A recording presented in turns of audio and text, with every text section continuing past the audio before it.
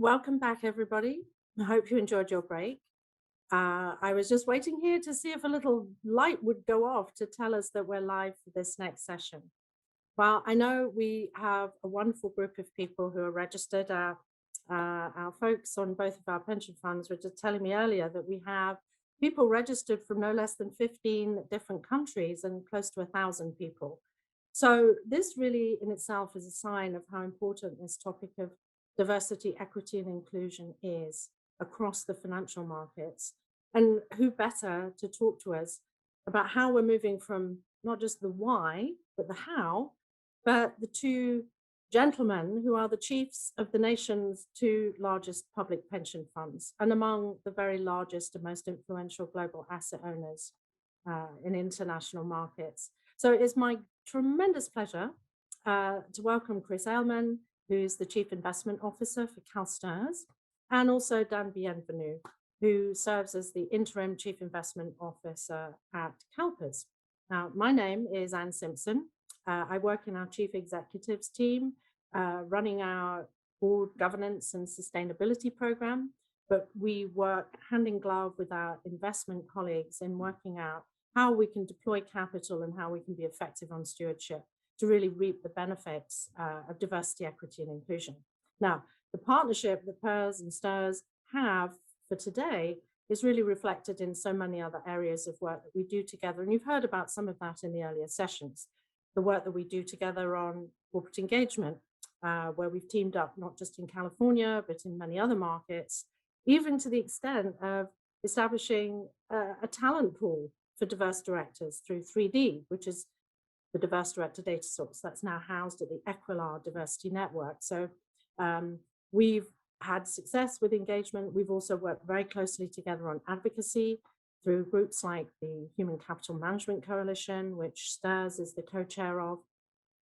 And also, we are always in learning mode with each other and with our fellow investors in thinking about how do we implement, how do we integrate, how do we bring all of this insight and understanding into our investment processes. So really that's what this session is all about. It's a chance to hear from Chris as CIO of STRS and Dan as interim CIO at CalPERS on what we're learning along the way about how to approach diversity, equity, and inclusion from the perspective of being investors, but also as being leaders of pretty significant teams of people who are committed to this whole agenda. So let's begin, Chris, with you. Why don't you tell us something about your background and how you've come to that point, as we were saying earlier, of being a he for she. In other words, an ally in wanting to make sure this whole agenda for diversity, equity, and inclusion really gathers pace. Thanks, Anne. And I want to echo your comments of thanking everybody for tuning in. Over 1,000 people, all the different countries. It is truly remarkable, our most successful conference. And I hope everybody is learning from all the discussions today, especially Sarah Maynard. I thought was fabulous stuff from the CFA Institute. Hey, it goes without saying, Dan and I are not exactly the face of diversity. We get it. That doesn't mean we can't be champions for diversity. And it really is going to take people to move the needle. And my background, native Californian, so I know how diverse this state is. I've had a long history of working in diverse workplaces. So to me, it just seemed natural. But as you get into the field of finance, you realize it is very white male dominated. But it was interesting. I had several traders who were women. And I found that, they were even better oftentimes than some of the men because they processed information differently. And it's the difference that actually makes the key in diversity. It's the fact that people are not all the same. They don't think the same. They don't have groupthink. In investments, it's so darn hard. We've got to ask the tough questions and try to figure out a risk that nobody's thinking about. Well, then you need a diverse group who is going to ask different questions, who are going to come at the problem a different way. So diversity has been a big part of my program since I started becoming a chief investment officer.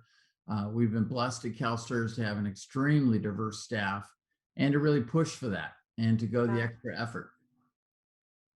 No, thanks very much, Um, Dan, let's turn to you. How do you, as a person, how do you approach this whole agenda, and how does it inform your role as a leader in the CalPERS investment setting? Yeah, thanks, Ann. And really quickly, it's just a real pleasure to be here with you, and it's a pleasure to be on this panel and with you and with Chris, and with everybody virtually. As Chris said, it's amazing to me to have nearly 1,000 people, 15 countries. I think it's great. I definitely want to thank people for attending, but also really want to thank the organizers of this event. We had a really great team of people at both CalSTRS and CalPERS that went on behind the scenes to get this event to come together. And then also really thank the speakers, because it doesn't happen without great speakers, and they're certainly the draw. And hopefully our session can live up to some of the previous ones. I agree with Chris; they've been terrific. I've attended a lot of these in the past, and I really always find them to be really educational. So thanks to everybody for putting it on. Yeah, so I mean, I agree with everything Chris said. I mean that diversity is critical. Ours is a really tough investment challenge. We need to take big pools of capital, expose them to a set of risks, and try to earn returns over the multi-generational time horizon. And both of us have high expected rates of return. That's challenging in these markets, and so it results in us really having to bring all perspectives to bear. For me, we have about 350 people on the CalPERS investment team. We're really focused on this one team, one fund approach. So all about a team and coming together as a team, and then all about focusing on the total fund. And then we talk about how we manage the $450 billion in an efficient and risk-aware manner to generate returns to sustainably pay benefits. And that sustainability part, I think, is also really important. Our liabilities are measured in generations. And as a result, our investment horizon needs to be over the generations. We need to look across short-term market gyrations, other short-term phenomena, and focus on the long term.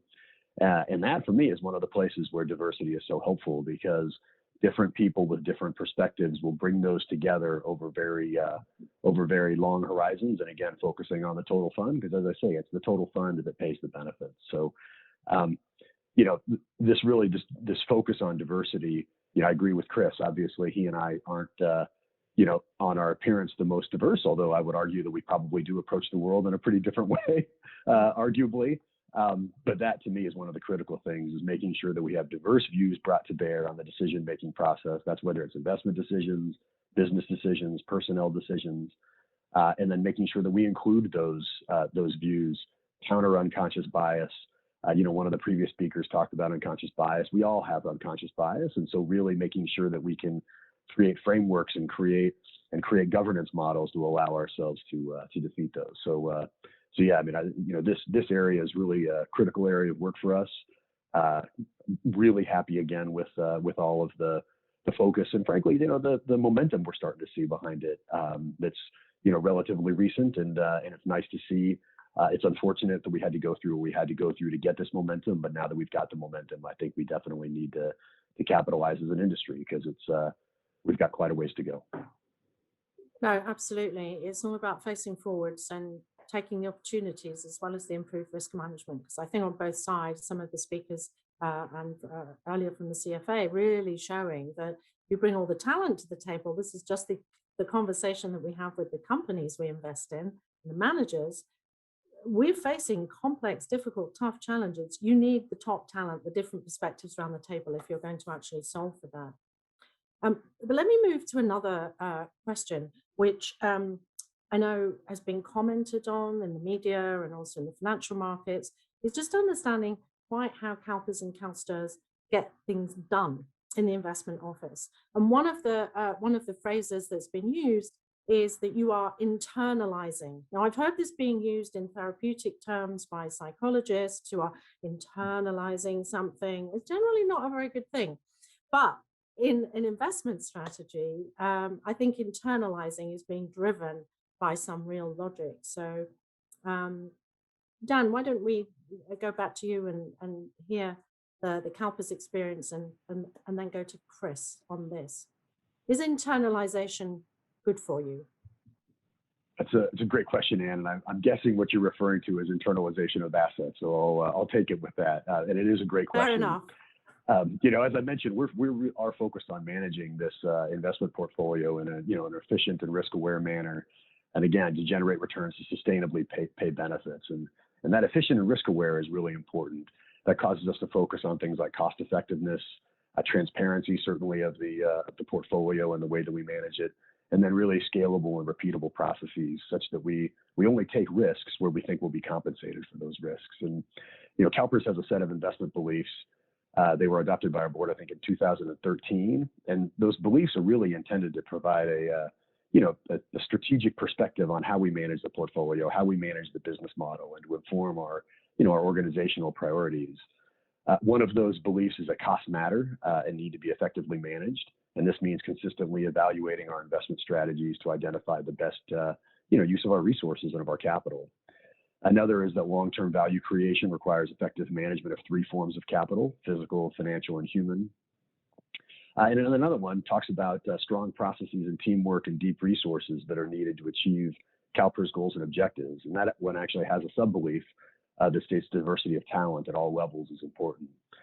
So as we look at our investment strategies and we align what we're doing with our beliefs, we apply really a comprehensive and methodical process that evaluate the risks and opportunities in all asset classes to determine what strategies we believe can add value for CalPERS. And then once we've determined that a strategy can add value, the next step is determine implementation to see whether we can do it competitively ourselves internally or whether we need to hire a manager for the strategy.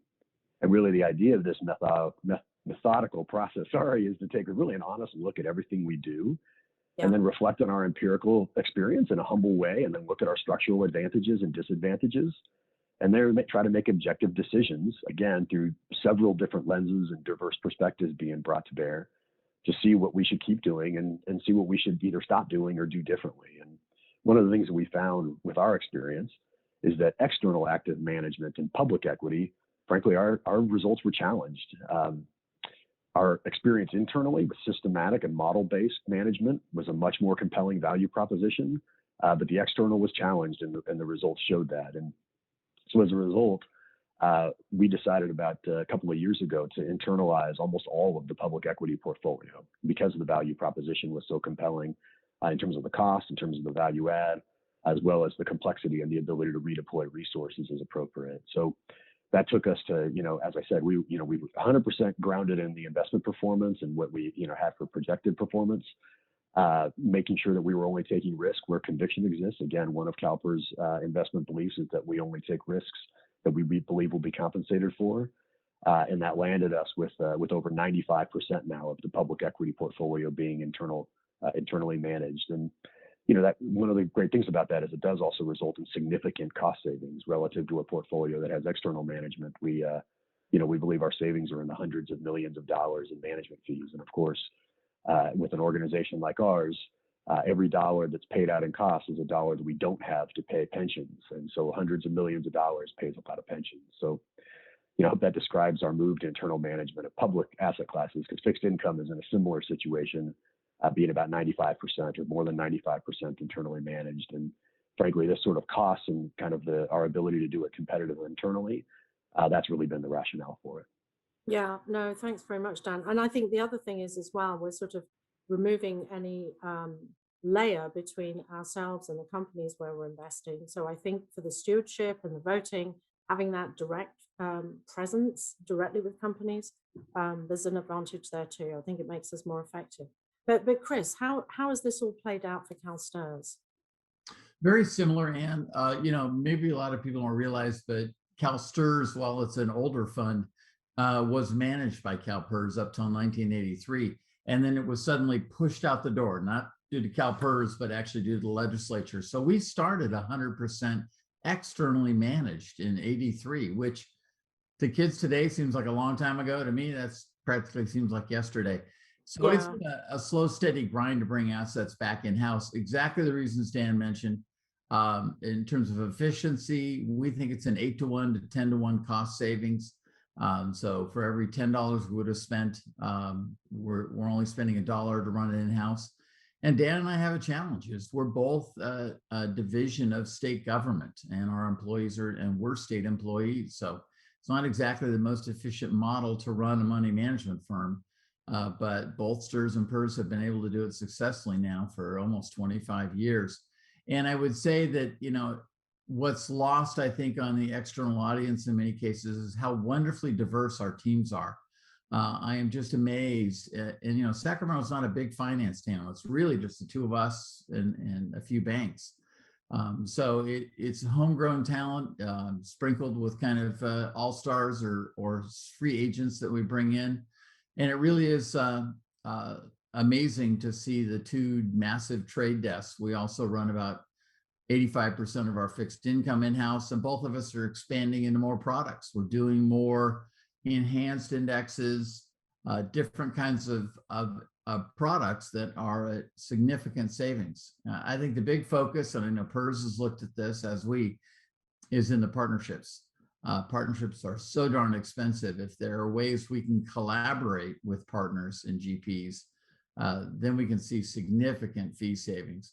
But that also is going to lend itself into diversity, of pushing those managers to enhance their diversity and to expand their team. I think the more California rubs off New York, things are better.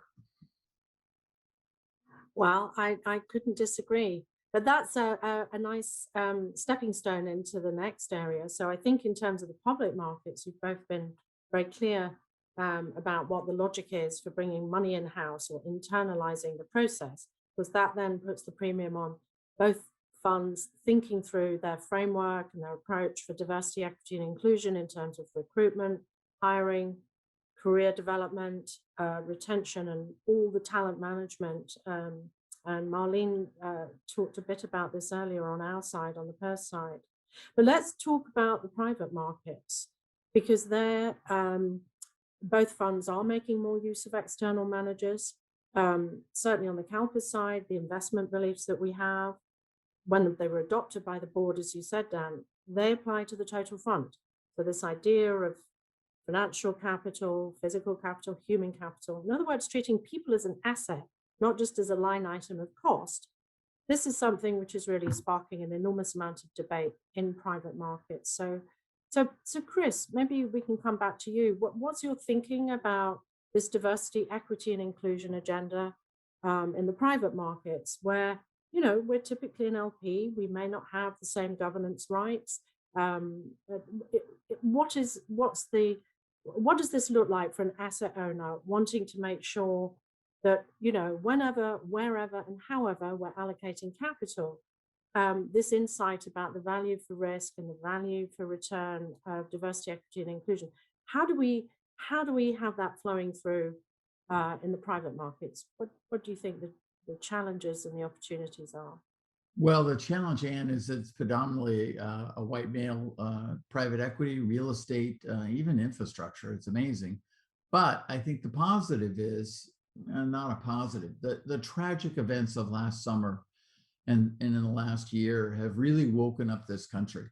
And I think it's interesting that the GPs, private equity, real estate, infrastructure, for example, they're paying much more attention to diversity. And it's also coming from their employees who are demanding, Right. as we heard from CEOs this morning, they were doing stuff, but not making enough difference. And they're really pushing it. But now the LPs, so we in PERS have been pounding on them basically since 2002. But now we've got lots of other funds around the country who are raising this issue. And that's critical. When the family offices where diversity is important, and the institutional investors like ourselves, they Right. really now are paying attention, and they're realizing that when they take a company public from private equity, it needs a diverse board. Right. And that they're lacking. The way they recruited out of colleges is lacking. The way they promote people from within has been lacking. And I'm starting to see some really serious efforts with PRIA in the real estate area, and then certainly with a lot of the major GPs in private equity, to really step up and be leaders in this area and make a difference. Yeah, no, thanks very much, Chris. I certainly see this. And also, even in the private equity industry, general partners even starting to create incentives for companies that make progress, cheaper rate of interest, or this is a requirement for a listing. So yeah, money talks, right, on this as it does on so many other issues. But Dan, what about the private markets? How important are private markets for CalPERS? And how do you think this diversity, equity, and inclusion agenda um, is going to make progress in the private markets? Yeah, I mean, I definitely see this as something that is making progress in the private markets. And frankly, I think to Chris's point, the private markets have not been good. I mean, the investment industry has not been good in this space. But I will say that specifically private equity, also probably hasn't been good about talking about all of the positive data points, because there are some, and they're certainly not enough. There certainly is more to go, but there have been some. But for CalPERS, certainly. We've certainly seen private markets grow over the last decade or so, and I certainly see that continuing. Whether it's private equity, private debt is something that we're spending a lot of time on. Hard assets like real estate and infrastructure that Chris spoke to. You're seeing a lot of capital flowing into private markets, and for us, they're a really key part of our strategy. I mean, we do believe that the expected return profile of private markets assets is relative to public markets is better. It's a better volatility profile in terms of realized volatility, because that feeds our contribution volatility. Now, frankly, the private markets we know come with some risks. I do think that realized volatility understates the underlying financial risk.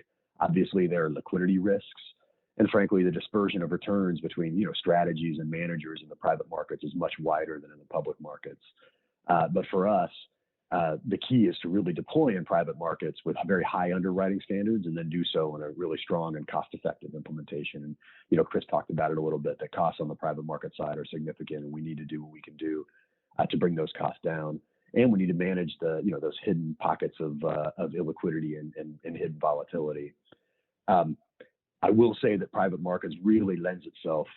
Our long horizon really lends itself to private markets, right? We can take illiquidity, we can try to harvest an illiquidity premium, we can ride out periods of volatility, keeping that long horizon perspective. And this too is one of the reasons why we've driven towards this really centralized total fund management, being able to centrally manage liquidity and centrally manage leverage, while making sure that we keep the portfolio liquid, while deploying into private markets is really one of the key things. And that's why we're so focused on the total fund management.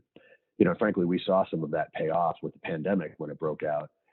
Certainly we knew markets experienced some liquidity stresses. We even saw some other funds experience some liquidity challenges, where our portfolio remained really, really liquid with minimal stresses, which allowed us to be able to lean into some opportunities in the private markets and otherwise as the pandemic surfaced. So as we deploy into the private markets, though, the key is to work with a broad array of diverse firms and let our firms know that this is something that's important to us. We definitely spend a good deal of time on the ILPA Diversity and Inclusion Advisory Council, which brings together limited partners and general partners that kind of share that commitment to advancing diversity, equity, and inclusion in the private equity industry. And really, the goal is to motivate market participants to engage in this journey. And it's a journey that as we become more diverse and inclusive and try to build momentum around the adoption of diversity, equity, and inclusion initiatives, that we can go on this journey together. Because we really do believe, and I agree with what the woman from the CFAI said, that based on research, there seems to be a positive correlation and arguably causation between diversity and human capital management and resultant value creation. So it's a critical area of work, and the private markets, where we actually, I would argue, have more control, right, relative to in public markets where we, CalPERS is 30 or 40 basis points of each company we own. In the private markets, we can have significantly more, including board seats, and that allows us to, drive what we need to drive, as long as our managers and our partners understand the importance of it. Yeah, I think that's exactly right. And it's also even a discussion that regulators are having at the moment. We're talking about human capital management, but you could be thinking about market-wide systemic risk on the financial side or on issues like climate change.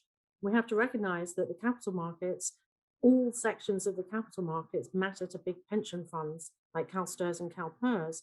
So these questions about transparency and alignment of interest are important in all of the asset classes. So before we wrap up, let me ask you both to choose what you think is the toughest challenge, but that you're not off the hook just with the challenge. It's also what's the solution. And something we've not yet talked about is this concern that in the short term, anything goes. You can hide from particular problems. You can have various forms of rearranging and shuffling situations around.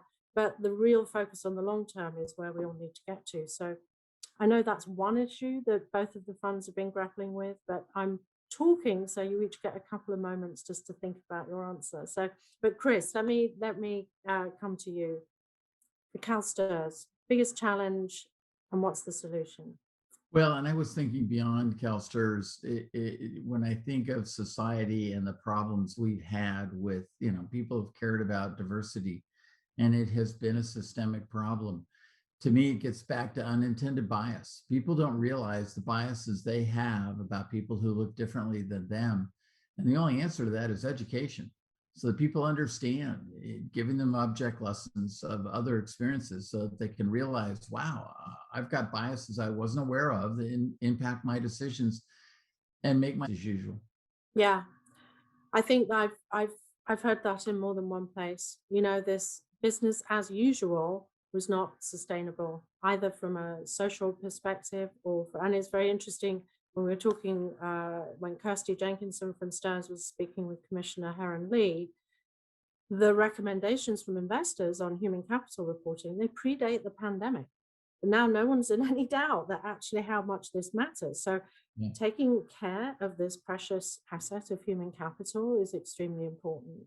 But Dan, biggest challenge and what's the solution? Great, great question, Ann. And I agree with everything Chris said. Certainly, there's a ton of challenge around diversity, ton of challenge around working in this virtual environment and the like. But if I have to narrow the CalPERS challenge down to one thing, certainly for the investment office, it's 7%, right? That's our assumed rate of return. So how do we take $450 billion in assets, expose them to a set of risks, investment risks, and try to earn a 7% return over a multi-generational time horizon? That's especially starting at a place where we are with 150 basis points or even a bit less on the U.S. 10-year, interest rates 0 to even negative globally. Equity valuation certainly pricing in a great deal of economic growth and corporate earnings growth. How do we take that starting point and try to earn the returns we're supposed to return?